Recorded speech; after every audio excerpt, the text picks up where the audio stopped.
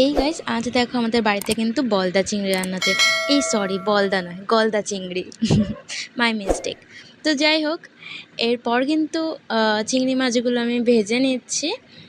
প্রায় এখানে 6টা চিংড়ি মাছ ভেজে নেবো। এখানে 3টে ভাজা হয়ে গেছে আর 3টে ভাজছি, আর এখানে কিন্তু আলুগুলোও কেটে ভাজা হয়ে গেছে, আর এখানে কয়েকটা চিংড়ি মাছ রেখে দিয়েছি, আর ওগুলো পরে আরেকদিন খাবো। আর এখানে কিন্তু কালো জিরে দিয়ে পেঁয়াজগুলো মা লাল লাল করে ভেজে নিচ্ছে, আর এখানটায় যা গোটা মশলাগুলো পেস্ট করে নিয়েছে ওগুলো কিন্তু দিয়ে দিল।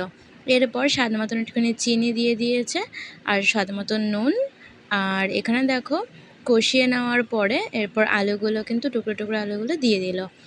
এরপর দিয়ে দেবে ওই চিংড়ি মাছগুলো। আসলে চিংড়ি মাছ ঘরে আমি, আমার মা আর পাপাই খাই, আর ভাই খায় না, কারণ ভাইয়ের চিংড়ি মাছে অ্যালার্জি আছে, তাই জন্য।